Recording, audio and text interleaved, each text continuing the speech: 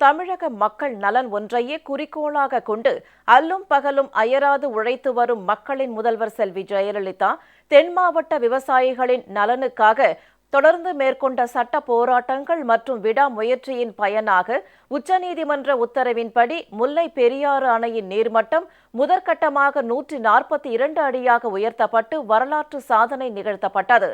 உச்சநீதிமன்றத்தின் இந்த தீர்ப்பை மறு ஆய்வு செய்ய கோரி கேரள அரசு தாக்கல் செய்த சீராய்வு மனுவை உச்சநீதிமன்றம் தள்ளுபடி செய்தது.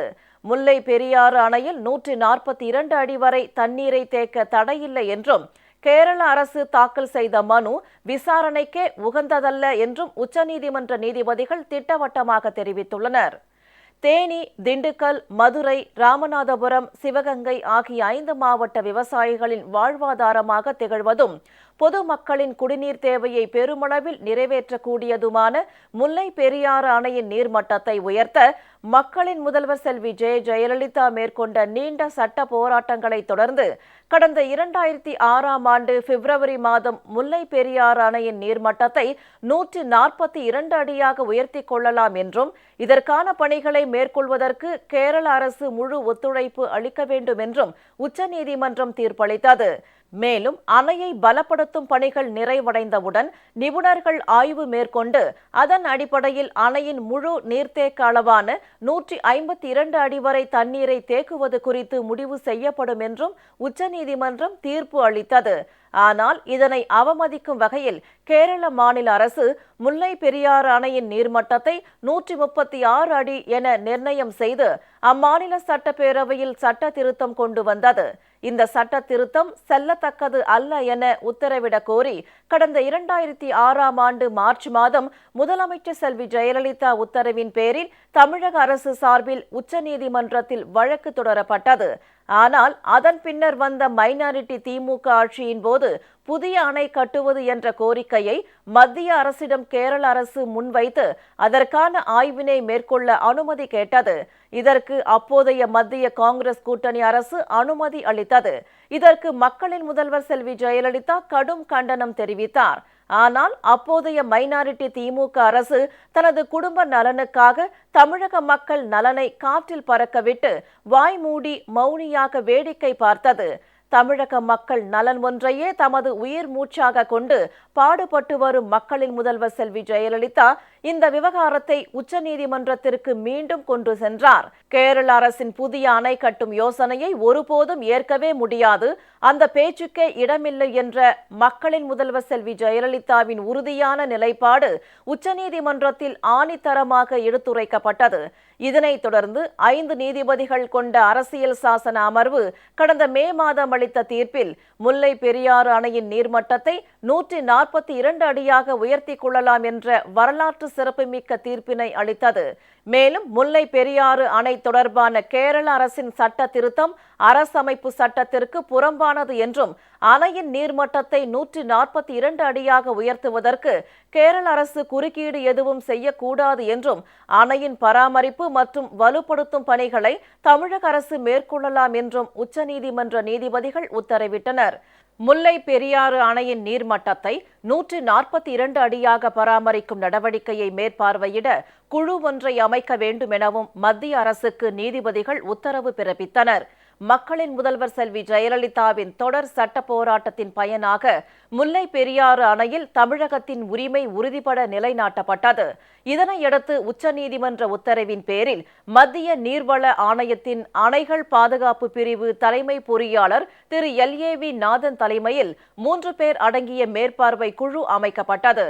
முல்லை பெரியாறு அணையில் 142 அடி வரை தண்ணீரை தேக்கும் வகையில் மேற்பார்வை குழுவின் முன்னிலையில் கடந்த ஜூலை மாதம் 17ஆம் தேதி அணையின் அடைப்பான்கள் கீழே இறக்கிவிடப்பட்டன. இதுகுறித்து தமிழக சட்டப்பேரவையில் உரையாற்றிய முதலமைச்சர் செல்வி ஜெயலலிதா முல்லை பெரியாறு அணையின் நீர்மட்டம் 142 அடியாக உயர்த்தப்பட்டதன் மூலம் தமிழகத்தின் உரிமை நிலைநாட்டப்பட்டுள்ளதாகவும் இது தமிழக மக்களுக்கு கிடைத்த மாபெரும் வெற்றி என்றும் தெரிவித்தார். தமிழகத்திலே திறம்பட செயல்படும் அரசு இருப்பதால்தான் முல்லை பெரியாறு அணை விவகாரத்தில் தமிழகத்திற்கு நியாயமான தீர்ப்பு கிடைக்கப்பெற்றது.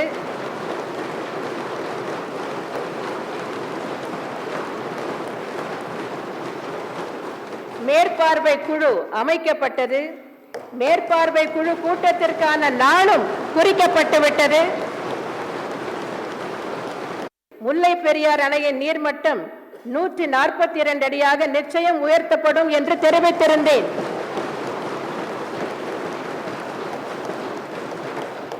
நான் தெரிவித்திருந்ததைப் போலவே அணையின் அடைப்பான்கள், அதாவது ஷட்டர்ஸ், கீழே இறக்கப்பட்டு 142 அடி வரை தண்ணீர் தேக்கி வைக்க எடுக்கப்பட்ட நடவடிக்கை தமிழகத்திற்கு, தமிழக மக்களுக்கு கிடைத்த வெற்றி.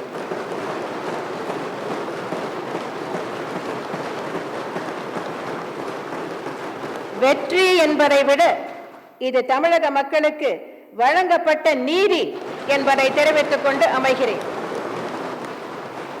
இந்நிலையில் முல்லை பெரியாறு அணையின் நீர்பிடிப்பு பகுதிகளில் அண்மையில் பெய்த கனமழை காரணமாக அணைக்கு நீர்வரத்து அதிகரித்து அணையின் நீர்மட்டம் 142 அடியை எட்டியது.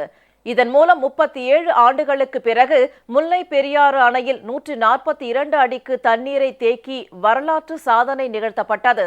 இந்த நிலையில் அணையின் நீர்மட்டத்தை 142 அடியாக உயர்த்திக் கொள்ளலாம் என்ற உச்சநீதிமன்ற தீர்ப்பை மறு ஆய்வு செய்ய கோரி கேரள அரசு சார்பில் உச்சநீதிமன்றத்தில் சீராய்வு மனு தாக்கல் செய்யப்பட்டது. இந்த மனுவை விசாரணைக்கு ஏற்பதா வேண்டாமா என்பது குறித்து உச்சநீதிமன்ற தலைமை நீதிபதி திரு HL தத்து தலைமையில் நீதிபதிகள் திரு செலமேஸ்வர், திரு மதன்பீர் லோகூர், திரு MY Iqbal, Thiru C Nagappan ஆகியோர் அடங்கிய அரசியல் சாசன அமர்வு உச்சநீதிமன்ற தலைமை நீதிபதி அலுவலகத்தில் ஆய்வு செய்தது. இதனைத் தொடர்ந்து கேரள அரசின் மனு விசாரணைக்கு ஏற்கத்தக்கதல்ல என்று கூறி அதனை தள்ளுபடி செய்து நீதிபதிகள் உத்தரவிட்டனர். முல்லை பெரியாறு அணையில் முதற்கட்டமாக 142 அடி வரை தண்ணீரை தேக்கி வைக்கும் விவகாரத்தில் உச்சநீதிமன்றம் ஏற்கனவே அளித்த தீர்ப்பு மிகவும் சரியானதே. அந்த தீர்ப்பை மறு ஆய்வு செய்ய எவ்வித அவசியமும் ஏற்படவில்லை. முல்லை பெரியாறு அணையின் நீர்மட்டத்தை 142 அடி வரை உயர்த்தி கொள்ளலாம், அதற்கு எந்த தடையும் இல்லை. எனவே கேரள அரசின் சீராய்வு மனு தள்ளுபடி செய்யப்படுகிறது என நீதிபதிகள் திட்டவட்டமாக அறிவித்தனர்.